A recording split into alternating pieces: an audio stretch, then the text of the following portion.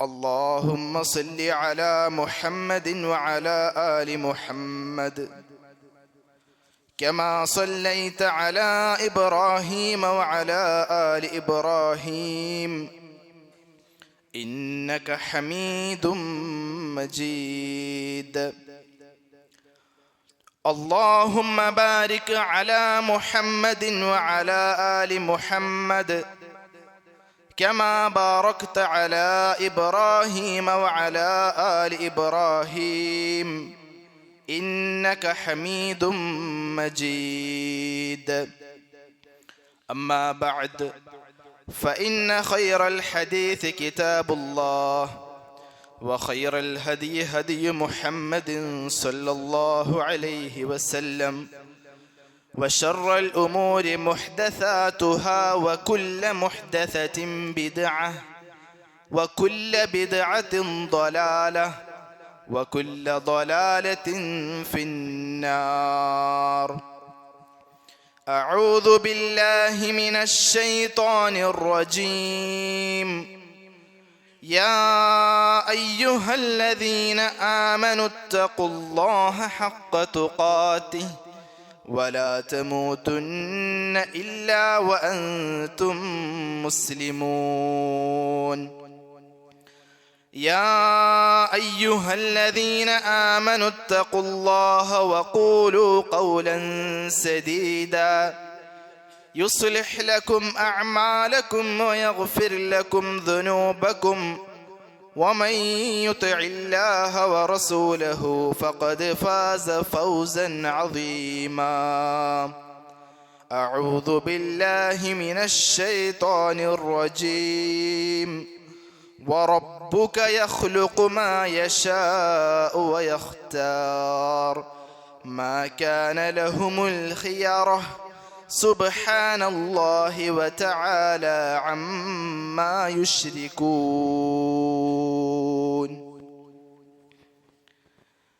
ഏറെ സ്നേഹ സമ്പന്നരായ സത്യവിശ്വാസികളെ, വിശ്വാസിനികളെ, ജീവിതത്തിൻ്റെ എല്ലാ മേഖലകളിലും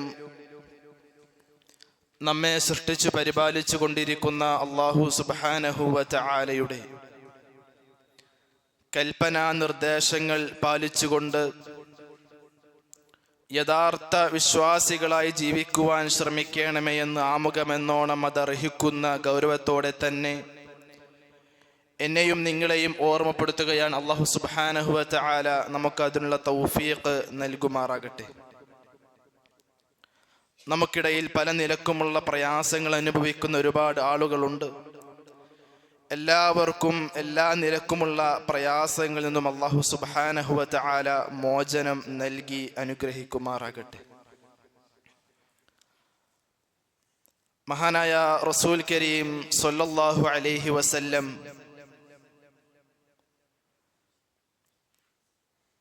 റിസാലത്തെന്ന അതിമഹത്തരമായ ഉത്തരവാദിത്തം തന്നിലേൽപ്പിക്കപ്പെട്ടതിനു ശേഷം തൻ്റെ നാടായ മക്കയിൽ നിന്ന്, തൻ്റെ നാട്ടുകാരായ കുടുംബക്കാരായ മക്കാ നിവാസികളിൽ നിന്ന്, ഖുറൈശികളിൽ നിന്ന് എണ്ണമറ്റ നിലക്കുള്ള പ്രയാസങ്ങൾ ഏൽക്കുകയും ഇനി ഇവിടെ നിൽക്കാൻ സാധിക്കുകയില്ല, സമാധാനത്തോടു കൂടി ഒരു മുസ്ലിമായി എൻ്റെ വിശ്വാസം അനുസരിച്ചുകൊണ്ട് എനിക്ക് ജീവിക്കാൻ സാധിക്കുകയില്ല എന്ന ഘട്ടത്തിലേക്ക് എത്തിച്ചേർന്നപ്പോൾ പ്രവാചകൻ സല്ലല്ലാഹു അലൈഹി വസല്ലമ തൻ്റെ നാടും വീടും കുടുംബവും എല്ലാം വിട്ട് മറ്റൊരു നാട്ടിലേക്ക് പലായനം നടത്തുവാൻ ആഗ്രഹിക്കുന്നുണ്ട്. ത്വായിഫിലേക്ക് പോകുന്നുണ്ട്. അബിസീനിയയിലേക്ക് സ്വഹാബത്തിനെ പറഞ്ഞയക്കുന്നുണ്ട്. ഏറ്റവും അവസാനം അല്ലാഹു സുബ്ഹാനഹു വ തആലയുടെ അനുമതി ലഭിച്ചതോടുകൂടി മദീനയിലേക്ക് റസൂൽ കരീം സ്വല്ലല്ലാഹു അലൈഹി വസല്ലമ മഹാനായ അബൂബക്കർ റളിയല്ലാഹു അൻഹുവിനെയും കൂട്ടി യാത്ര പുറപ്പെടുകയാണ്. അവിടുന്ന് 8 ദിവസത്തെ യാത്രാ ദൂരത്തിനു ശേഷം മദീനക്കടുത്തുള്ള ഉയർന്ന പ്രദേശമായ ഖുബായിലേക്ക് എത്തിച്ചേരുന്നുണ്ട്. മക്കയിൽ നിന്ന് പ്രവാചകൻ മുഹമ്മദ് നബി സല്ലല്ലാഹു അലൈഹി വസല്ലമയും അബൂബക്കർ റളിയല്ലാഹു അൻഹുവും പുറപ്പെട്ടിട്ടുണ്ട് എന്ന വിവരം ലഭിച്ച് ആളുകൾ ഖുബായിൽ എത്തിച്ചേർന്ന് അവിടുത്തെ ഉയർന്ന പ്രദേശങ്ങളിലും വീടിനു മുകളിലുമെല്ലാം ഇടയ്ക്കിടെ കയറി നിന്ന് നോക്കുന്നുണ്ട്, പ്രവാചകൻ എങ്ങാനും കടന്നു വരുന്നുണ്ടോ എന്ന്. അവർ വെയിൽ ഉദിക്കും വരെ കാത്തു നിൽക്കും. പ്രവാചകനെ കാണാനില്ല എന്ന അവസ്ഥയാകുമ്പോൾ അവർ അവരുടെ വീടുകളിലേക്ക് മടങ്ങും. ആ സമയത്താണ് ഒരു യഹൂദിയായ മനുഷ്യൻ, അദ്ദേഹം നിന്ന് നോക്കുന്ന സമയത്ത് 2 വ്യക്തികൾ കടന്നു വരുന്നത് വിദൂരത്ത് നിന്നും കാണുന്നത് അദ്ദേഹം വിളിച്ചു പറയുന്നുണ്ട്, നിങ്ങൾ കാത്തു നിൽക്കുന്ന വ്യക്തിയതാ കടന്നു വന്നുകൊണ്ടിരിക്കുന്നു. ഖുബായിലെ ഊടുവഴികളിലൂടെ ഈ സന്തോഷ വാർത്ത പ്രചരിക്കുന്നു, ആളുകളെല്ലാം ഒരുമിച്ച് കൂടുന്നു. അങ്ങനെ അബൂബക്കർ റളിയല്ലാഹു അൻഹുവിനും റസൂലുള്ളാഹി സ്വല്ലല്ലാഹു അലൈഹി വസല്ലമക്കും ചുറ്റും ആ ഖുബായിൽ വെച്ച് ആളുകൾ ഒരുമിച്ച് ചേരുന്നു. പക്ഷേ 2 പേരും ഒരേ വസ്ത്രം ധരിച്ചവരാണ്, 2 പേരുടെയും മുഖം മൂടിയിട്ടുണ്ട്. ഇതിൽ ആരാണ് പ്രവാചകനെന്നോ ആരാണ് അബൂബക്കർ എന്നോ ആർക്കും പരസ്പരം തിരിച്ചറിയാൻ സാധിക്കുന്നില്ല. ആ സമയത്ത് അബൂബക്കർ റളിയല്ലാഹു അൻഹു തന്റെ മുഖത്തു നിന്നും മറമാറ്റിയതോടുകൂടി റസൂലുള്ളാഹി സ്വല്ലല്ലാഹു അലൈഹി വസല്ലമയെ അവർ തിരിച്ചറിയുകയും പ്രവാചകന് സലാം പറയുകയും ആലിംഗനം ചെയ്യുകയും സന്തോഷം പ്രകടിപ്പിക്കുകയും ചെയ്യുന്നുണ്ട്. അങ്ങനെ പ്രവാചകൻ സ്വല്ലല്ലാഹു അലൈഹി വസല്ലമ ആദ്യത്തെ 2 ആഴ്ചകൾ അന്ന് ഖുബായിൽ ചെലവഴിക്കുന്നു. ഖുബായിൽ റസൂലുള്ളാഹി സ്വല്ലല്ലാഹു അലൈഹി വസല്ലം ആദ്യമായി ഒരു പള്ളി നിർമ്മിക്കുന്നു. ശേഷം മദീനയുടെ ഏറ്റവും മധ്യനഗരമായ ഇന്ന് മസ്ജിദുൻ നബവി ഉൾക്കൊള്ളുന്ന ഭാഗത്തേക്ക് അവിടുത്തെ ഏറ്റവും വലിയ ഗോത്ര തലവന്മാരുടെ സാന്നിധ്യത്തോടു കൂടി റസൂലുള്ളാഹി സ്വല്ലല്ലാഹു അലൈഹി വസല്ലമ കടന്നു വരികയാണ്. അങ്ങനെ മദീനയിൽ എത്തുകയും അവിടുത്തെ സ്വഹാബത്തുമായി കൂടി ആലോചിച്ച് ഒരു പുതിയ പള്ളിക്കുള്ള കാര്യങ്ങൾ ആലോചിക്കുകയും പള്ളി നിർമ്മിക്കുകയും ചെയ്യുന്നു. അതോടുകൂടി ആ നഗരത്തിന് പിന്നീട് യസ്രിബ് എന്ന പേരിൽ നിന്നും മാറ്റം വന്ന് പ്രവാചകന്റെ നഗരം എന്ന നിലക്ക് മദീനത്തുർ റസൂൽ എന്ന പേര് ലഭിക്കുന്നു.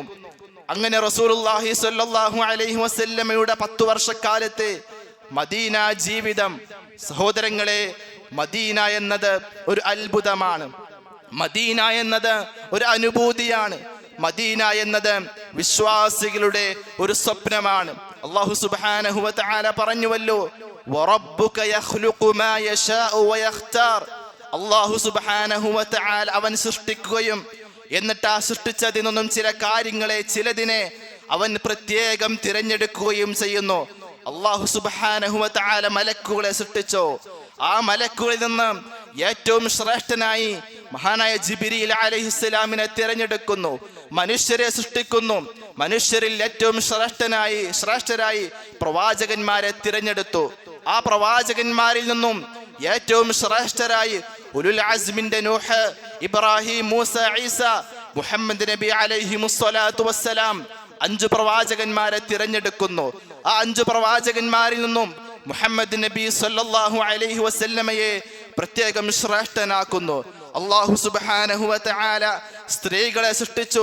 സ്ത്രീകളിൽ നിന്നും മറിയം ബിൻത് ഇമ്രാനിനെയും ആസിയ ഇംറഅത്തു ഫിർഔനിനെയും ഫാത്തിമ ബിൻത് മുഹമ്മദിനെയും ആയിഷ ബിൻത് അബീ ബക്കർ സിദ്ദീഖ് റളിയല്ലാഹു അൻഹും അജ്മഈൻ എന്നിവരെ തിരഞ്ഞെടുക്കുന്നു. യുവാക്കളിൽ നിന്ന് ഹസൻ ഹുസൈൻ റളിയല്ലാഹു അൻഹുമ അവരെ 2 പേരെയും നേതാക്കളായിക്കൊണ്ട് അല്ലാഹു സുബ്ഹാനഹു വ തആല തിരഞ്ഞെടുക്കുന്നു. റബ്ബ് കാലത്തെ സൃഷ്ടിച്ചു. ഒരു വർഷത്തിലെ ഏറ്റവും ശ്രേഷ്ഠമായ പവിത്രമായ മാസങ്ങളായി 4 മാസങ്ങളെ പരിചയപ്പെടുത്തി. ഏറ്റവും പ്രധാനപ്പെട്ട പകലുകളായി ദുൽഹിജ്ജയിലെ ആദ്യ 10 പകലുകളെ പരിചയപ്പെടുത്തി. ഏറ്റവും ശ്രേഷ്ഠമായ രാവുകളായി റമദാനിലെ അവസാനത്തെ 10 രാവുകളെ പരിചയപ്പെടുത്തി. ഒരു ആഴ്ചയിലെ ഏറ്റവും നല്ല ദിവസമായി വെള്ളിയാഴ്ച ദിവസത്തെ തിരഞ്ഞെടുത്തു. എന്നതുപോലെ തന്നെ റബ്ബ് സ്ഥലങ്ങളെ സൃഷ്ടിക്കുകയും സംവിധാനിക്കുകയും അതിലേറ്റവും ശ്രേഷ്ഠമായ സ്ഥലമായി മക്ക മുകറമയും മദീനത്തുർ റസൂലും മസ്ജിദുൽ അഖ്സയും തിരഞ്ഞെടുക്കുന്നു. ആ മസ്ജിദുൻ നബവിയെ കുറിച്ചാണ് നമ്മൾ പറഞ്ഞു വെച്ചത്.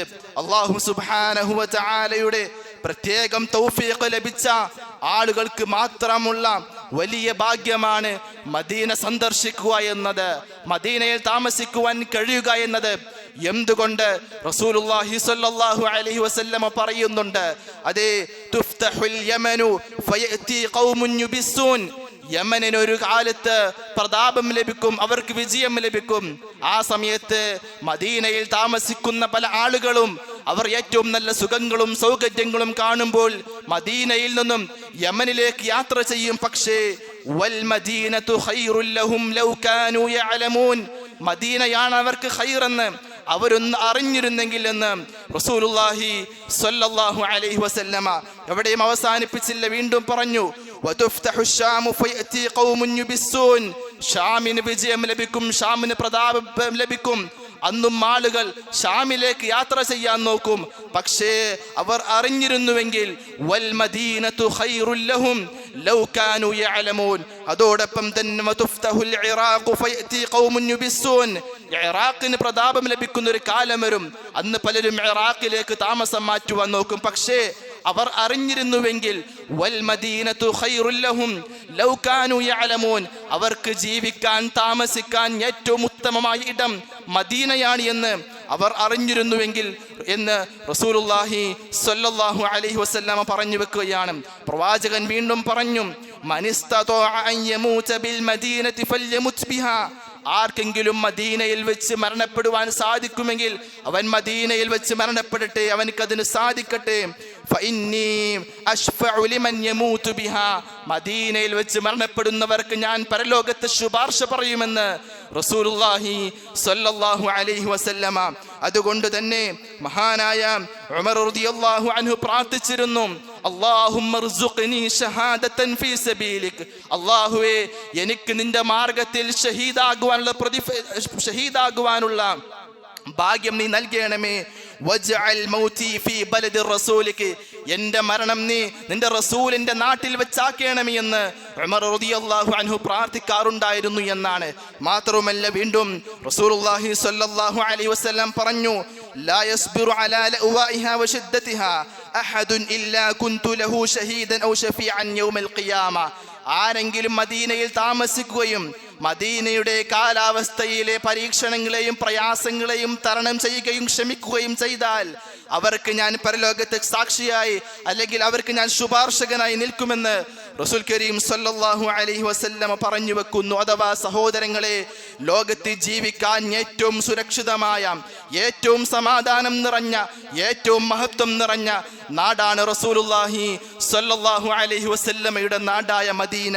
എത്രത്തോളം റസൂൽ കരീം സല്ലല്ലാഹു അലൈഹി വസല്ലം പ്രാർത്ഥിച്ചു, അല്ലാഹുമ്മ ഹബ്ബിബ് ഇലൈനൽ മദീനത കഹുബ്ബിനാ മക്കത ഔ അശദ്. അല്ലാഹുവേ, എനിക്ക് മക്കയോട് എത്രമേൽ ഇഷ്ടമുണ്ടായിരുന്നുവോ ആ അത്രമേൽ ഇഷ്ടം അതില്ലെങ്കിൽ അതിനേക്കാൾ ഏറെ എനിക്ക് മദീനയോട് നീ ഇഷ്ടം നൽകണമേ എന്ന് റസൂൽ കരീം സല്ലല്ലാഹു അലൈഹി വസല്ലമ പ്രാർത്ഥിക്കുകയാണ്. മാത്രവുമല്ല മദീനയിലെ ജബൽ ഉഹദിനെ ചൂണ്ടിക്കൊണ്ട് റസൂൽ കരീം സല്ലല്ലാഹു അലൈഹി വസല്ലം പറയുന്നുണ്ട്, ഹാദാ ജബലുൻ യുഹിബ്ബുനാ വനുഹിബ്ബുഹു. ഈ ജബൽ, ഈ മലയുണ്ടല്ലോ, ആ മല നമ്മളെ ഇഷ്ടപ്പെടുന്നുണ്ട്, നാം ആ മലയെയും ഇഷ്ടപ്പെടുന്നുണ്ട് എന്ന് ആ മദീനയിലെ ജബൽ ഉഹദിനെ സാക്ഷി നിർത്തിക്കൊണ്ട് റസൂൽ കരീം സല്ലല്ലാഹു അലൈഹി വസല്ലം പറയുന്നുണ്ട്. മാത്രവുമല്ല പ്രവാചകൻ പറഞ്ഞു, ലൗ സലകന്നാസു വാദിയൻ വസലകത്തിൽ അൻസാറു വാദിയൻ ഔ ശിഅബൻ ലസലക്തു വാദിയൽ അൻസാരി ഔ ശിഅബൽ അൻസാർ. ജനങ്ങളെല്ലാം ഒരു വഴിയിലൂടെ സഞ്ചരിക്കുകയും അൻസ്വാറുകളായ ആളുകൾ, മദീനക്കാരായ അൻസ്വാരികൾ മറ്റൊരു വഴിയിലൂടെ സഞ്ചരിക്കുകയും ചെയ്താൽ ഞാൻ അൻസ്വാരികളുടെ കൂടെയാണ് നടക്കുക എന്ന് റസൂൽ കരീം സല്ലല്ലാഹു അലൈഹി വസല്ലമ പറഞ്ഞു. മാത്രവുമല്ല പ്രവാചകൻ ആ മദീനയ്ക്ക് വേണ്ടി പ്രാർത്ഥിച്ചു, അല്ലാഹുമ്മ ബാരിക് ലനാ ഫീ സമരിനാ, അല്ലാഹുവേ ഞങ്ങളുടെ ഫലവർഗ്ഗങ്ങളിൽ നീ ബറക്കത്ത് നൽകണമേ. വബാരിക് ലനാ ഫീ മദീനത്തിനാ, ഞങ്ങളുടെ മദീനക്ക് നീ ബറക്കത്ത് നൽകണമേ. വബാരിക് ലനാ ഫീ സാഇനാ വബാരിക് ലനാ ഫീ മുദ്ദിനാ അല്ലാഹുവേ ഞങ്ങളുടെ സ്വയിൽ, ഞങ്ങളുടെ മുദ്ദിൽ എല്ലാത്തിലും നീ ബറക്കത്ത് നൽകണമേ എന്ന് റസൂലുള്ളാഹി സ്വല്ലല്ലാഹു അലൈഹി വസല്ലം മദീനയ്ക്ക് വേണ്ടി പ്രത്യേകം പ്രാർത്ഥിച്ചതായി കൊണ്ട് നമുക്ക് കാണാം. അഥവാ റസൂലിന്റെ പ്രാർത്ഥന ലഭിച്ച നാടാണ്, ബറക്കത്തിന് വേണ്ടിയുള്ള പ്രാർത്ഥന ലഭിച്ച അവിടുത്തെ ഭക്ഷണങ്ങളിൽ, അവിടുത്തെ ഫലവർഗ്ഗങ്ങളിൽ അള്ളാഹുവിന്റെ ബറക്കത്ത് ലഭിക്കുവാൻ വേണ്ടി റസൂൽ പ്രാർത്ഥിച്ച നാടാണ് മദീന എന്നത്. മാത്രവുമല്ല വിശ്വാസികൾക്ക് പുണ്യം പ്രതീക്ഷിച്ച് യാത്ര ചെയ്യാൻ അനുവാദം ലഭിച്ച നാടാണ് മദീന. റസൂൽ കരീം സല്ലല്ലാഹു അലൈഹി വസല്ലം പറഞ്ഞുവല്ലോ, ലാ തുശദ്ദു റിഹാലു ഇല്ലാ ഇലാ സലാസതി മസാജിദ്. 3 നാടുകൾ പള്ളികളിലേക്കല്ലാതെ നിങ്ങൾ പുണ്യം പ്രതീക്ഷിച്ച് യാത്ര ചെയ്യരുത്. ഏതാണത്? അൽ മസ്ജിദുൽ ഹറാം, ഒന്ന് മക്കയിലെ മസ്ജിദുൽ ഹറാമാണ്. 2 മസ്ജിദുർ റസൂൽ സല്ലല്ലാഹു അലൈഹി വസല്ലമ മദീനയിലെ മസ്ജിദുൻ നബവിയാണ്. മസ്ജിദുൽ അഖ്സ, 3ാമത്തേത് ഫലസ്തീനിലെ മസ്ജിദുൽ അഖ്സയാണ്. ഈ 3 നാടുകളിലേക്ക് പുണ്യം പ്രതീക്ഷിച്ച് യാത്ര ചെയ്യാൻ പാടുള്ളൂ എന്നാണ്. മാത്രവുമല്ല മദീനയിലെ മസ്ജിദുൻ നബവിയിൽ നമസ്കരിച്ചാൽ പ്രതിഫലം എത്രയാണ്? സ്വലാത്തുൻ ഫീ മസ്ജിദി ഹാദാ ഖൈറും മിൻ അൽഫി സ്വലാത്തിൻ ഫീമാ സിവാഹു ഇല്ലൽ മസ്ജിദുൽ ഹറാം. അതേ, ഈ ലോകത്തുള്ള ഏത് പള്ളികൾ നമസ്കരിക്കുന്നതിനേക്കാൾ 1000 പ്രതിഫലം ഏറെയാണ് മദീനയിൽ വെച്ചുള്ള ഒരു നമസ്കാരത്തിന് എന്ന് റസൂലുള്ളാഹി സ്വല്ലല്ലാഹു അലൈഹി വസല്ലം പറഞ്ഞു. മക്കയിലെ മസ്ജിദുൽ ഹറാം ഒഴികെ അത് ഫർള് നമസ്കാരങ്ങളായാലും സുന്നത്ത് നമസ്കാരങ്ങളായാലും ഏത് നമസ്കാരമായാലും മസ്ജിദുൻ നബവിയിൽ ഒരു നമസ്കാരത്തിന് 1000 നമസ്കാരത്തിന്റെ പ്രതിഫലമുണ്ട് എന്നാണ് ഇസ്ലാം നമുക്ക് പഠിപ്പിച്ചു തരുന്നത്. മാത്രവുമല്ല സ്വർഗത്തിലെ പൂന്തോട്ടം ഉൾക്കൊള്ളുന്ന നാടാണ് മദീന. റസൂലുള്ളാഹി സ്വല്ലല്ലാഹു അലൈഹി വസല്ലം പറഞ്ഞുവല്ലോ, മാ ബൈന ബൈതി വ മിംബരി റൗദത്തും മിൻ റിയാദിൽ ജന്ന. എൻ്റെ വീടിൻ്റെയും എൻ്റെ മിമ്പറിൻ്റെയും ഇടയിലുള്ള സ്ഥലമുണ്ടല്ലോ, അത് സ്വർഗത്തിലെ പൂന്തോട്ടങ്ങളിൽ ഒരു പൂന്തോട്ടമാണ് എന്ന് റസൂൽ കരീം സല്ലല്ലാഹു അലൈഹി വസല്ലം പറഞ്ഞു തന്നു.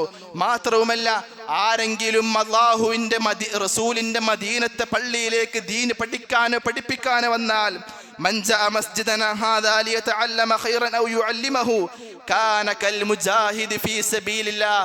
അവൻ അല്ലാഹുവിൻ്റെ മാർഗത്തിൽ ജിഹാദ് ചെയ്യുന്നവനെ പോലെയാണ് എന്നാണ് റസൂൽ കരീം സല്ലല്ലാഹു അലൈഹി വസല്ലമ പറഞ്ഞത്. മാത്രവുമല്ല റസൂലുള്ളാഹി സല്ലല്ലാഹു അലൈഹി വസല്ലമ ആദ്യമായി നിർമ്മിച്ച പള്ളി ഉൾക്കൊള്ളുന്നത് മദീനയിലാണ്. അത് മസ്ജിദ് ഖുബായാണ്. അതേ, റസൂൽ കരീം സല്ലല്ലാഹു അലൈഹി വസല്ലം പറഞ്ഞുവല്ലോ, ആരെങ്കിലും വുളൂവെടുത്ത് തങ്ങളുടെ താമസ സ്ഥലത്തു നിന്നും വീട്ടിൽ നിന്നും പുറത്തിറങ്ങി മസ്ജിദ് ഖുബയിലേക്ക് എത്തി 2 റക്അത്ത് നമസ്കരിച്ചാൽ അവർക്ക് ഒരു ഉംറയുടെ പ്രതിഫലമുണ്ട് എന്നാണ് നമ്മൾ പഠിപ്പിക്കപ്പെട്ടത്. അത്രമേൽ പ്രതിഫലങ്ങൾ ഉൾക്കൊള്ളുന്ന നഗരിയാണ് മദീന എന്നുള്ളത്. മാത്രവുമല്ല വീണ്ടും പ്രവാചകൻ പറഞ്ഞു, അലാ അൻഖാബിൽ മദീനത്തി മലായികത്തുൻ. മദീനയുടെ പ്രവേശികകളിൽ, മദീനയുടെ പ്രവേശക കവാടങ്ങളിൽ അവിടെ മലക്കുകൾ നിൽക്കുന്നുണ്ട്. എന്നിട്ടോ അവിടേക്ക് ത്വാഊൻ, പകർച്ചവ്യാധികളോ ദജ്ജാലോ പ്രവേശിക്കുകയില്ല എന്ന്. അഥവാ പകർച്ചവ്യാധികളും ദജ്ജാലും പ്രവേശിക്കാത്ത നാടാണ് അള്ളാഹുവിന്റെ റസൂലിന്റെ മദീന എന്നുള്ളത്. മാത്രവുമല്ല ആ മദീനയിൽ മോശം ആഗ്രഹിക്കുന്ന, മ്ലേച്ഛകരമായി ജീവിക്കുന്ന ഒന്നിനും അവിടെ ജീവിക്കാൻ സാധിക്കുകയില്ലാത്തതിനെ ഈ മദീന പുറംതള്ളും. അതും റസൂലുള്ളാഹി സ്വല്ലല്ലാഹു അലൈഹി വസല്ലം പറഞ്ഞു, വഇന്നഹാ തൻഫിൽ ഖബസ കമാ തൻഫിൻ നാറു ഖബസൽ ഫിദ്ദ. സ്വർണത്തിലെ മോശമായ മ്ലേച്ഛമായ, വെള്ളിയിലെ അതിലെ മ്ലേച്ഛമായ അതിലെ അഴുക്കുകളെ തീ കത്തിച്ച് ഇല്ലാതാക്കുന്നത് പോലെ മദീനയിലെ മോശമായി ജീവിക്കാൻ ആഗ്രഹിക്കുന്നതിനെയെല്ലാം, മോശത്തരങ്ങളെയെല്ലാം അത് പുറന്തള്ളുമെന്ന് പ്രവാചകൻ സ്വല്ലല്ലാഹു അലൈഹി വസല്ലം പറഞ്ഞു. അതുമാത്രവുമല്ല, ഈമാൻ മദീനയിൽ മാത്രം ഒതുങ്ങുന്ന ഒരു കാലവും വരാനുണ്ട്. മദീനയിൽ മാത്രം ഈമാൻ ഒതുങ്ങുന്ന ഒരു കാലം. അത് പ്രവാചകൻ പറഞ്ഞു, ഇന്നൽ ഈമാന ലയരിസു ഇലൽ മദീനതി കമാ തരിസുൽ ഹയ്യതു ഇലാ ജുഹ്രിഹാ. പാമ്പ് അതിന്റെ മാളത്തിലേക്ക് ഒതുങ്ങുന്നത് പോലെ ദീന്, അല്ലാഹുവിന്റെ ദീൻ, ഈമാന് അത് മദീനയിലേക്ക് ഒതുങ്ങിക്കൂടുമെന്ന് പ്രവാചകൻ സല്ലല്ലാഹു അലൈഹി വസല്ലം പറഞ്ഞു. അതുകൊണ്ട് സഹോദരങ്ങളെ, മദീന എന്നതൊരു വിശ്വാസിയുടെ സ്വപ്നമാണ്, ഒരു സ്വപ്നമായിരിക്കണം. മദീന എന്നത് ഒരു അനുഭൂതിയായിരിക്കണം. മദീന എന്നത് വലിയൊരു ആഗ്രഹമായിരിക്കണം. എന്തുകൊണ്ട്? അള്ളാഹുവിന്റെ വഹി ഇറങ്ങിയ നാടാണ് മദീന. ജിബ്രീൽ അലൈഹിസ്സലാം ഇടക്കിടക്ക് വന്നിറങ്ങിയ നാടാണ് മദീന. അള്ളാഹുവിന്റെ റസൂലിന്റെ ശ്വാസോച്ഛ്വാസം ബാക്കി നിൽക്കുന്ന നാടാണ് മദീന. സ്വഹാബാക്കൾ താമസിച്ച നാടാണ് മദീന. അവർ അവരുടെ യുദ്ധവേളകളും യുദ്ധങ്ങളും യാത്രകളും എല്ലാം കഴിഞ്ഞു വന്ന് സമാധാനം കണ്ടെത്തിയിരുന്ന നാടാണ് മദീന. അള്ളാഹുവിന്റെ റസൂൽ ബറക്കത്തിന് വേണ്ടി പ്രാർത്ഥിച്ച നാടാണ് മദീന. അതുകൊണ്ട് മദീന എന്നത് നമ്മുടെ വലിയ സ്വപ്നമായിരിക്കണം ഒരു വിശ്വാസിയെ സംബന്ധിച്ചിടത്തോളം. എന്നാൽ അതേ സമയം ഒരിക്കലും ദീന് പഠിപ്പിച്ച ഒന്നിനോടും നമ്മുടെ ഇഷ്ടം അതിരുവിടാനും പാടില്ല. ആ മദീനയിലേക്ക് ചെന്ന് റസൂലിനോട് പ്രാർത്ഥിക്കുന്ന ഒരു അവസ്ഥ അതൊരിക്കലും ഒരു മുസ്ലിമിന് പാടില്ല.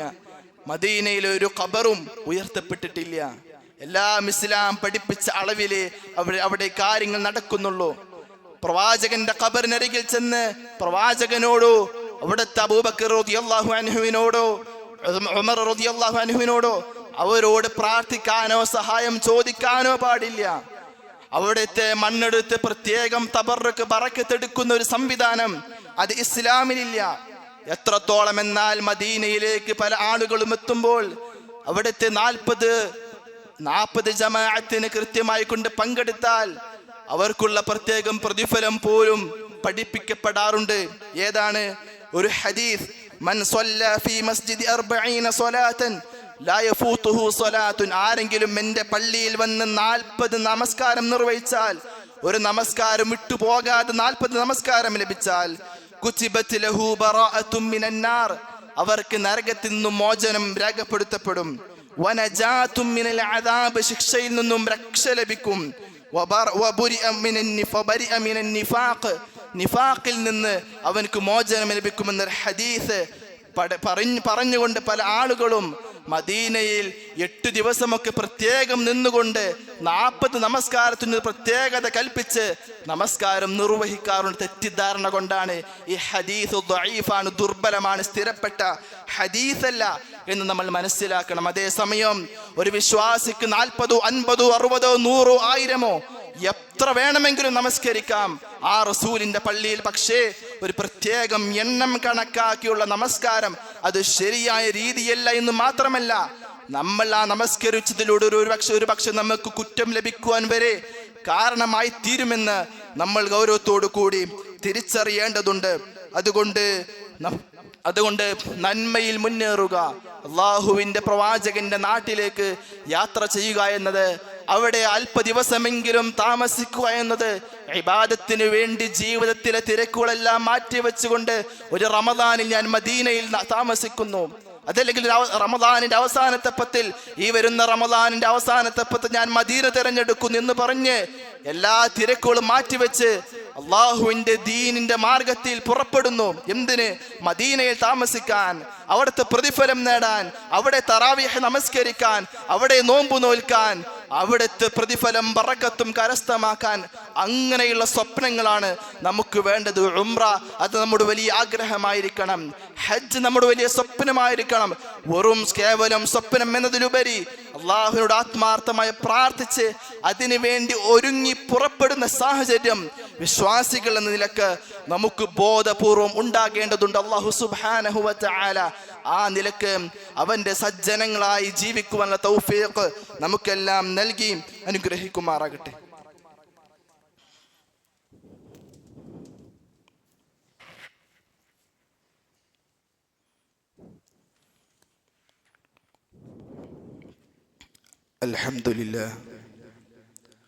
അൽഹംദുലില്ലാഹി റബ്ബിൽ ആലമീൻ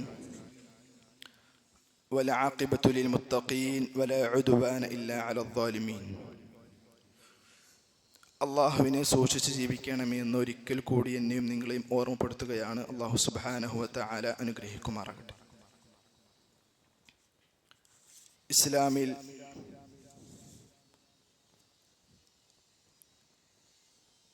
അള്ളാഹു സുബ്ഹാനഹു വ തആല നിർണയിച്ച ഇബാദത്തുകൾ എന്നത് അതിൽ നിർബന്ധമായവയുണ്ട്. സുന്നത്തായി നമ്മുടെ ഖൈറിനു വേണ്ടി, ഗുണത്തിനു വേണ്ടി നാം നിർവഹിക്കേണ്ടതുണ്ട്. നിർബന്ധ നമസ്കാരങ്ങളിൽ ഒരു ദിവസത്തെ 5 വഖത്ത് നമസ്കാരങ്ങളിൽ അല്ലാഹു സുബ്ഹാനഹു വ തആല നമുക്ക് നൽകിയ പ്രത്യേകം ഇളവുകളാണ് ജംഉം ഖസ്റും എന്നുള്ളത്. ഒരിക്കലും നമുക്ക് യാതൊരു നിലക്കുമുള്ള പ്രയാസങ്ങൾ വരാതിരിക്കാനും ഇബാദത്തുകളോട് വിമുഖത തോന്നാതിരിക്കുവാനും വേണ്ടിയാണ് അല്ലാഹു സുബ്ഹാനഹു വ തആല നമുക്ക് ഈ നിലക്കുള്ള ഇളവുകൾ അനുവദിച്ച് നൽകിയിട്ടുള്ളത്. നമുക്കറിയാം, ളുഹറും അസുറും നമസ്കാരങ്ങൾ തമ്മിലാണ് ജംആക്കാറുള്ളത്. അതോടൊപ്പം തന്നെ മഗ്രിബും ഇശാഉം ഈ 2 വഖത്തുകൾ തമ്മിലാണ് ജംഅ ആക്കേണ്ടത്. അങ്ങനെ ചെയ്യുമ്പോഴും പലപ്പോഴും നമ്മൾ ശ്രദ്ധിക്കാതെ അശ്രദ്ധമായി പോകുന്ന ഒരു വലിയ സുന്നത്തുണ്ട്. അഥവാ റസൂൽ കരീം സ്വല്ലല്ലാഹു അലൈഹി വസല്ലമ ജംഅക്കുന്ന സമയങ്ങളിൽ ളുഹറിന്റെ സമയത്തിന് മുമ്പായി കൊണ്ട് യാത്ര പുറപ്പെടുകയാണ് എങ്കിൽ, കാര്യമായിട്ടും യാത്രാ സമയത്താണല്ലോ ജംആണെങ്കിലും ഖസ്റാണെങ്കിലും കടന്നു വരുന്നത്. അത് ളുഹർ നമസ്കാരത്തിന് മുമ്പായി കൊണ്ടാണ് പ്രവാചകൻ സ്വല്ലല്ലാഹു അലൈഹി വസല്ലമ യാത്ര പുറപ്പെടുന്നത് എങ്കിൽ, അസുറിന്റെ കൂടെയാണ് ളുഹറും അസുറും ചേർത്ത് ജംഉ തഅഖീർ ആയിക്കൊണ്ടാണ് നിർവഹിക്കാറുള്ളത്. അതേ സമയത്ത് ളുഹർ നമസ്കരിച്ചു കൊണ്ടാണ് യാത്ര പുറപ്പെടുന്നത് എങ്കിൽ അസുർ ളുഹറിലേക്ക് തഖ്ദീം ചെയ്തുകൊണ്ട് മുൻപിച്ചുകൊണ്ട് അങ്ങനെയാണ് പ്രവാചകൻ സ്വല്ലല്ലാഹു അലൈഹി വസല്ലമ ജംഅ ചെയ്യാറുള്ളത്. അഥവാ അതാണ് ഏറ്റവും അഫ്ളലായ ശ്രേഷ്ഠമായ രൂപം എന്നുള്ളത്. ഇനി ഏതെല്ലാം സന്ദർഭങ്ങളിലാണ് ജംഅ ആക്കൽ അനുവദിക്കപ്പെട്ടിട്ടുള്ളത്? പല നിലക്കുമുള്ള അഭിപ്രായങ്ങൾ ഉണ്ടെങ്കിൽ പോലും അതിൽ ഏറ്റവും വിശാലമായ അഭിപ്രായം ഹംബലി മദ്ഹബിന്റെ അഭിപ്രായങ്ങളാണ്. 8 സന്ദർഭങ്ങളിലായിക്കൊണ്ടാണ് ജംഅ ആക്കൽ ഹംബലി മദ്ഹബ് പ്രകാരം എണ്ണപ്പെട്ടിട്ടുള്ളത്. അതിൽ ഒന്നാമത്തെ അവസ്ഥ, മുസാഫിറുൻ യുബാഹു ലഹുൽ ഖസ്ർ. ഖസ്ർ നമസ്കരിക്കാൻ അനുവാദമുള്ള ഒരു യാത്രക്കാരൻ. എപ്പോഴാണ് ഖസ്ർ നമസ്കരിക്കുക എന്നത് ഇൻഷാ അല്ലാഹ് നമുക്ക് പറയാം. അപ്പൊ ഖസ്ർ നമസ്കരിക്കാൻ അനുവാദമുള്ള ഒരു യാത്രക്കാരനെ സംബന്ധിച്ചിടത്തോളം അവർക്ക് നമസ്കാരങ്ങൾ പരസ്പരം ജംഅക്കി നമസ്കരിക്കാം. അതോടൊപ്പം തന്നെ മരീദുൻ യൽഹഖുഹു ബിതർകിഹി മശഖ്ഖ. ഒരു രോഗി, ആ രോഗി ആക്കാതെ നമസ്കരിക്കാതിരുന്നാൽ അദ്ദേഹത്തിന് പ്രയാസങ്ങൾ വരാൻ സാധ്യതയുണ്ട്. അങ്ങനെയുള്ള രോഗികൾക്കും ജംഅക്കി നമസ്കരിക്കാം. ഉദാഹരണത്തിന് ബോധം നഷ്ടപ്പെടുന്ന രോഗികൾ, ആ നിലക്കുള്ള അവസ്ഥകളുള്ള രോഗികൾക്ക് ജംഅക്കി നമസ്കരിക്കാം. മൂന്നാമത്തത്, ഒരു മുലയൂട്ടുന്ന ഉമ്മ. ആ ഉമ്മയുടെ ശരീരത്തിൽ എല്ലാ സമയത്തും നജസ് ഉണ്ടാകാനുള്ള സാധ്യത ഏറെയാണ്. അങ്ങനെയുള്ള അവസ്ഥയിൽ പ്രത്യേകിച്ചും പഴയ കാലഘട്ടങ്ങളിൽ വസ്ത്രങ്ങളൊന്നും കാര്യമായിട്ടുണ്ടായിരുന്നില്ലാത്ത ഉള്ള വസ്ത്രങ്ങൾ തന്നെ ഉണങ്ങി ലഭിക്കാൻ പ്രയാസമായിരുന്ന കാലഘട്ടത്തിൽ അവർക്കത് വലിയ ത്യാഗമുള്ള വിഷയമാണ്. അപ്പൊ അങ്ങനത്തെ സന്ദർഭങ്ങളിൽ വേണമെങ്കിൽ അവർക്ക് നമസ്കാരങ്ങൾ തമ്മിൽ ജംഅക്കാം. അതോടൊപ്പം തന്നെ എല്ലാ വഖത്ത് നമസ്കാരത്തിനും വുദു എടുക്കാനോ തയമ്മും ചെയ്യാനോ സാധിക്കാത്തവർ, അവർക്കും നമസ്കാരം ജംഅക്കാം. പല നിലക്കുമുള്ള പ്രയാസങ്ങൾ വരുന്ന ആളുകൾ. അതോടൊപ്പം തന്നെ നമസ്കാരത്തിന്റെ സമയം അറിയാൻ സാധിക്കാത്ത ആളുകൾ, ഏതുപോലെ കണ്ണ് കാണാത്ത അന്ധന്മാരായ ആളുകൾ. ഇന്ന് അതിനുള്ള സംവിധാനങ്ങളുണ്ട്. അതല്ലെങ്കിൽ മണ്ണിനടിയിലോ ഭൂമിയുടെ അടിഭാഗത്തേക്ക് അകപ്പെട്ടു പോകുന്ന ആളുകൾ, അവർക്ക് വെളിച്ചം കാണുവാനോ സമയം അറിയാനൊന്നും സാധിക്കുകയില്ല. അങ്ങനെയുള്ള സന്ദർഭങ്ങൾ നമസ്കാരം ജംഅക്കി നമസ്കരിക്കാം. അതോടൊപ്പം തന്നെ അമിതമായ രക്തസ്രാവം വന്ന സ്ത്രീകൾ, അവർക്ക് രക്തസ്രാവം വന്നുകൊണ്ടേയിരിക്കും. ആ സമയത്ത് പെട്ടെന്ന് ശുദ്ധിയായിക്കൊണ്ട് നമസ്കാരം ജംഅക്കി നമസ്കരിക്കാം. അതോടൊപ്പം തന്നെ ഇനി കീഴുവായി പോയിക്കൊണ്ടേയിരിക്കുന്ന ആളുകൾ, അവർക്ക് അങ്ങനെ അസുഖം വന്ന പ്രയാസമുണ്ടെങ്കിൽ അവർക്ക് നമസ്കരിക്കാം. അതോടൊപ്പം തന്നെ മൂത്രവാർച്ചയുള്ള, മൂത്രം പോയിക്കൊണ്ടിരിക്കുന്ന ആളുകൾ, അവർക്കും ആ നിലക്ക് ജംഅക്കി നമസ്കരിക്കാം. അതോടൊപ്പം 7ാമത്തെ ആളുകൾ, മല്ലഹു യുബീഹു തർക്കൽ ജുമുഅത്തി വൽ ജമാഅത്തി. ജുമുഅ നമസ്കാരവും ജമാഅത്ത് നമസ്കാരവും പിന്നെ ഉപേക്ഷിക്കാൻ അനുമതിയുള്ള ആളുകൾ, അഥവാ വളരെ ദീർഘമായ യാത്രയാണ്, അതല്ലെങ്കിൽ പ്രയാസകരമായ യാത്രയാണ്, അതിനിടയിൽ ജമാഅത്തിന് പങ്കെടുക്കാൻ പ്രയാസമാണ്, അതല്ലെങ്കിൽ ജുമുഅക്ക് പങ്കെടുക്കാൻ പ്രയാസമാണ്, അങ്ങനെയുള്ള ആളുകൾക്ക് ജമാഅക്ക് നമസ്കരിക്കാം. അതോടൊപ്പം തന്നെ ജുമുഅയും ജമാഅത്തും നഷ്ടപ്പെടുത്താൻ അനുവാദമുള്ള, അപൂർവമായിട്ടെങ്കിലും അനുവാദമുള്ള ആളുകൾ, അങ്ങനെയുള്ള ജോലിയുള്ള ആളുകൾ, അവർക്കും നമസ്കാരം ജമാഅക്ക് നമസ്കരിക്കാം. രണ്ടാമത്തത് പിന്നെ ഖസ്റിന്റെ വിഷയം. ഖസ്ർ 2 ഘട്ടങ്ങളിൽ മാത്രമാണ് അനുവദിക്കപ്പെട്ടിട്ടുള്ളത്. ജംഅന്റെ അവസ്ഥകൾ, വ്യത്യസ്തമായ അവസ്ഥകൾ ഉണ്ടെങ്കിൽ പോലും ഖസ്ർ 2 ഘട്ടങ്ങളിൽ മാത്രമാണ് അനുവദിക്കപ്പെട്ടിട്ടുള്ളത്. ഒന്നാമത്തെ ഘട്ടം അത് യാത്രക്കാരൻ, രണ്ടാമത്തത് ഹജ്ജിനിടയിലുള്ള മിനായിലെ താമസ സമയത്ത്. ഈ 2 സമയങ്ങളിലാണ് അവർ പിന്നെ ഖസ്റാക്കി നമസ്കരിക്കേണ്ടത്. അത് എത്ര കിലോമീറ്റർ പരിധിയിൽ വരെ നമ്മൾ യാത്ര ചെയ്യുമ്പോൾ ഏതെല്ലാം യാത്രക്കാർക്ക് ഖസ്റാക്കി നമസ്കാരം 2 റക്അത്ത് നമസ്കരിക്കാൻ നമുക്കറിയാം. ദുഹറും അസ്റും ഇശാഉം, ഈ 3 നമസ്കാരങ്ങൾ മാത്രമാണ് 2 റക്അത്തുകളായി ഖസ്റായി നമസ്കരിക്കാൻ അനുവാദമുള്ളൂ. ബാക്കി ഫജ്റും മഗ്രിബും അതിനുള്ള അനുവാദമില്ല. അപ്പൊ ഈ 4 റക്അത്ത് നമസ്കാരങ്ങൾ 2 റക്അത്തായി നമസ്കരിക്കുമ്പോൾ അത് ഏതെല്ലാം സമയത്താണ് അവർ യാത്രക്കാരായി മാറുന്നത്? അതിന് 2 മാനദണ്ഡങ്ങളാണ് പണ്ഡിതന്മാർ പഠിപ്പിച്ചത്. ഒന്നാമത്തെ മാനദണ്ഡം പല നിലക്കുമുള്ള വലിയ അഭിപ്രായ വ്യത്യാസമുള്ള വിഷയമാണ്. ഒന്നാമത്തെ മാനദണ്ഡം 80 കിലോമീറ്റർ യാത്ര ചെയ്യുന്ന, 80 കിലോമീറ്ററോ അതിലധികമോ യാത്ര ചെയ്യുന്ന ഒരു വ്യക്തി. അത് എങ്ങനെയാണ് 80 കിലോമീറ്റർ എന്ന ഒരു ധാരണയിലേക്ക് എത്തിയത്? റസൂലുള്ളാഹി സ്വല്ലല്ലാഹു അലൈഹി വസല്ലമയുടെ ഹദീസ് ഉണ്ടല്ലോ, ലാ യഹില്ലു ലിംറഅത്തിൻ തുഅ്മിനു ബില്ലാഹി വൽ യൗമിൽ ആഖിരി തുസാഫിറു മസീറത യൗമിൻ വലൈലത്തിൻ ഇല്ലാ മഅദി മഹ്റമിൻ അലൈഹാ. മഹ്റമില്ലാതെ ഒരു സ്ത്രീക്ക് അവൾക്ക് പിന്നെ ഒരു പകലും ഒരു രാത്രിയും യാത്ര ചെയ്യാൻ അനുവാദമില്ല. മഹ്റമില്ലാതെ, മഹ്റം ഉണ്ടെങ്കിലേ യാത്ര ചെയ്യാൻ പാടുള്ളൂ. അപ്പോ ഒരു രാത്രിയുടെയും പകലിന്റെയും പ്രവാചകന്റെ കാലഘട്ടത്തിലെ ദൈർഘ്യം എന്നത് ഏകദേശം 80 കിലോമീറ്ററിനടുത്തായിരുന്നു. 78 അല്ലെങ്കിൽ 75നും 80നും ഇടയിലായിക്കൊണ്ട്. അതുകൊണ്ടാണ് യാത്രാ പരിധി എന്ന് പറയുന്നത് അന്നത്തെ കാലഘട്ടത്തിൽ 80 കിലോമീറ്ററിന് അടുത്തായിരുന്നത് കൊണ്ട് ഇന്നും 80 കിലോമീറ്ററാണ് കണക്കാക്കേണ്ടത് എന്നൊരഭിപ്രായമുണ്ട്. അതല്ല എങ്കിൽ നമ്മുടെ നാട്ടിലെ അവസ്ഥ പ്രകാരം എപ്പോഴാണ് ഒരു യാത്ര എന്ന് പറയുക? ആ സാഹചര്യത്തിലേക്ക് എത്തുമ്പോൾ. എല്ലാ നാട്ടിലും സൗദി അറേബ്യയിലുള്ള യാത്രാ സംവിധാനമല്ല, അവിടുത്തെ റോഡും അവിടുത്തെ സൗകര്യങ്ങളുമെല്ലാം നമ്മുടെ നാട്ടിന് അവസ്ഥക്കനുസരിച്ച് സാഹചര്യങ്ങൾ മാറും. അപ്പോൾ നമ്മളൊരു യാത്രയിലാണ് എന്ന് പറയുന്ന അവസ്ഥയിലേക്ക് എത്തുന്ന സമയത്ത് അവർക്കും ഖസ്റാക്കി നമസ്കരിക്കാം. ഇനി 80 കിലോമീറ്റർ എന്ന് നമ്മൾ പറഞ്ഞു. അപ്പോൾ 80 കിലോമീറ്റർ കഴിഞ്ഞിട്ട് നമസ്കരിക്കാൻ പറ്റുകയുള്ളൂ? അല്ല. 80 കിലോമീറ്റർ ഞാൻ യാത്ര ചെയ്യുന്നുണ്ട് എന്ന് നമുക്ക് ഉറപ്പായാൽ നമ്മുടെ നാട് വിട്ടുകഴിഞ്ഞാൽ പിന്നീട് എപ്പോൾ മുതൽ നമുക്ക് ഖസ്ർ ചെയ്ത് നമസ്കരിക്കാൻ ആരംഭിക്കാൻ അനുവാദമുണ്ട്. അതാണ് പിന്നെ ജംഇന്റെയും ഖസ്റിന്റെയും വിഷയത്തിൽ ഏറ്റവും പ്രാഥമികമായി കൊണ്ട് നമ്മൾ മനസ്സിലാക്കേണ്ട വിഷയം. ഇനി ഒരു വ്യക്തിക്ക് എത്ര ദിവസം വരെ ഖസ്റാക്കാം? 2 റക്അത്ത് നമസ്കരിക്കാമെന്ന് പറഞ്ഞു. ആ വിഷയത്തിൽ പല നിലക്കുമുള്ള ഹദീസുകൾ വന്നിട്ടുണ്ടെങ്കിലും പണ്ഡിതന്മാർ അതിൽ ഏറ്റവും അവസാന വാക്കിലേക്ക് പണ്ഡിതന്മാർ ആ വിഷയത്തിൽ ചുരുക്കത്തിലേക്ക് എത്തിയത് ഒരു വ്യക്തിക്ക് 3 ദിവസം വരെ ഖസ്റാക്കി 2 റക്അത്തായി നമസ്കരിക്കാമെന്നാണ്. ഇനി ഒരു വ്യക്തിയെ സംബന്ധിച്ചിടത്തോളം അവൻ യാത്രക്കാരനാണ്, അവൻ യാത്രയില്ല, പക്ഷെ അവന്റെ യാത്ര എന്ന് അവസാനിക്കുമെന്ന കൃത്യമായ അറിവ് അവനിക്കില്ല. അങ്ങനെയുള്ള ആളുകളെ സംബന്ധിച്ചിടത്തോളം യാത്ര അവസാനിക്കുന്നത് വരെ അവന് ഖസ്ർ ചെയ്യാം. എന്നാൽ അതോടൊപ്പം തന്നെ നമ്മൾ മനസ്സിലാക്കേണ്ട വിഷയം, നമ്മളൊരു നാട്ടിലേക്ക് യാത്ര പോവുകയാണ്. ഉദാഹരണമായി വിദേശത്തേക്ക്, പിന്നെ UAE-യിലേക്ക്, ഇമാറാത്തിലേക്ക് യാത്ര ചെയ്യുന്ന വ്യക്തി, അവനെ സംബന്ധിച്ചിടത്തോളം അവിടെയും ഒരു വീടുണ്ട്, അവിടെ സ്ഥിരമായി താമസിക്കുന്ന ആളാണ്, ഇവിടെയും താമസിക്കുന്ന ആളാണ്.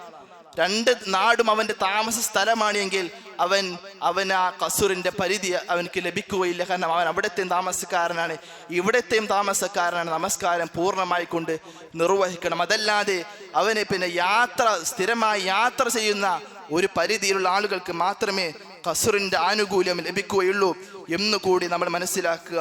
മറ്റൊരു ഉദാഹരണം പറഞ്ഞാൽ, പിന്നെ എനിക്ക് ഇവിടെയും ഒരു വീടുണ്ട്, അതിൽ പിന്നെ ഇവിടെ നിന്ന് ഒരു 100 കിലോമീറ്റർ അപ്പുറത്തും ഒരു വീടുണ്ട്. ഞാൻ ഇവിടെ താമസിക്കുന്നു, അവിടെയും കുറച്ച് ദിവസങ്ങൾ താമസിക്കും, ഇവിടെ മാറി മാറി താമസിക്കും, രണ്ടും എൻ്റെ വീടാണ്. അങ്ങനെയുള്ള അവസ്ഥയിൽ ഞാൻ 2 നാട്ടിലെയും താമസക്കാരനാണ് എന്നിരിക്കെ അവിടെ ഞാൻ യാത്രക്കാരനായി പരിഗണിക്കപ്പെടുകയില്ല. എനിക്ക് ഖസ്ർ നമസ്കരിക്കാനുള്ള അനുവാദം ആ സമയത്ത് ഇല്ല എന്ന് നമ്മൾ മനസ്സിലാക്കും. അല്ലാഹു സുബ്ഹാനഹു വ തആല അവൻ്റെ ദീന് പഠിക്കാൻ, അവൻ്റെ ദീനിൻ്റെ യഥാർത്ഥ അനുയായിയാകാൻ, പ്രവാചകന്റെ യഥാർത്ഥ മുത്തബിയാകാനുള്ള തൗഫീഖ് നമുക്കെല്ലാം പ്രദാനം ചെയ്ത് അനുഗ്രഹിക്കുമാറാകട്ടെ. അല്ലാഹുവേ, ഞങ്ങളുടെ ചുരുങ്ങിയ ജീവിത കാലയളവിനുള്ളിൽ അറിഞ്ഞും അറിയാതെയും ചെറുതും വലുതുമായ അനേകം പാപങ്ങൾ ഞങ്ങൾ ചെയ്തിട്ടുണ്ട്. നീ റഹ്മാനാണ്, റഹീമാണ്, ഗഫൂറാണ്, ഗഫാറാണ്, ഗാഫിറാണ്, വദൂദാണ്. അല്ലാഹുവേ, നിന്റെ റഹ്മത്തിനാൽ, നിന്റെ മഗ്ഫിറത്തിനാൽ, നിന്റെ ഫദ്ലിനാൽ ഞങ്ങൾക്ക് പുറത്തു മാപ്പാക്കി നൽകി അനുഗ്രഹിക്കണമേ. അല്ലാഹ്, ഞങ്ങളുടെ ചെറുതും വലുതുമായ എല്ലാ സൽക്കർമ്മങ്ങളും അതിലെ പാകപ്പിഴവുകളെ മായ്ച്ചുകൊണ്ട് ഞങ്ങളിൽ നിന്ന് സ്വീകരിക്കണമേ. അല്ലാഹുവേ, ഞങ്ങൾക്കിടയിൽ മാനസികമായും ശാരീരികമായും സാമ്പത്തികമായും പല നിലക്കുമുള്ള പ്രയാസങ്ങൾ അനുഭവിക്കുന്ന ഒരുപാട് ആളുകളുണ്ട്. എല്ലാവർക്കും എല്ലാ പ്രയാസങ്ങളിൽ നിന്നുള്ള മോചനം നീ നൽകി അനുഗ്രഹിക്കണമേ. എല്ലാവർക്കും നീ അർഹമായ പ്രതിഫലം നൽകി അനുഗ്രഹിക്കണമേ. ഞങ്ങളുടെ എല്ലാ മരണവേളകളിൽ ആത്മാർത്ഥമായി ലാ ഇലാഹ ഇല്ലല്ലാഹ് എന്ന കലിമത്ത് തൗഹീദ് ഉച്ചരിച്ച് മരണപ്പെടുവാനുള്ള തൗഫീഖിനെ ഞങ്ങൾക്ക് പ്രദാനം ചെയ്ത് അനുഗ്രഹിക്കണമേ. ഞങ്ങളുടെയും ഞങ്ങളുടെ മാതാപിതാക്കൾ, ഞങ്ങളുടെ ഉസ്താദുമാർ, ഞങ്ങളുടെ ഗുരുക്കന്മാർ, ഞങ്ങളിൽ നിന്ന് മരണപ്പെട്ടു പോയ ഒരുപാട് ആളുകൾ ഞങ്ങളുടെ എല്ലാം ഖബറിടങ്ങളിൽ നിന്ന് സ്വർഗ്ഗത്തോപ്പാക്കി നൽകി അനുഗ്രഹിക്കണമേ. اللهم ربنا آتنا في الدنيا حسنة وفي الآخرة حسنة وقنا عذاب النار. اللهم أجرنا من النار، اللهم أجرنا من النار، اللهم أجرنا وأجر والدينا من النار. اللهم رب ارحمهما كما ربونا صغارا. اللهم يا مقلب القلوب ثبت قلوبنا على دينك. اللهم إنا نعوذ بك من المغرم والمأثم. اللهم اغفر للمؤمنين والمؤمنات والمسلمين والمسلمات الأحياء منهم والأموات إنك مجيب الدعوات ويا قاضي الحاجات. آمين آمين برحمتك وفضلك وإحسانك وتوفيقك، وأنا عبدك الحق يا أكرم الأكرمين. اللهم صل وسلم على نبينا محمد صلى الله عليه وسلم، والحمد لله رب العالمين.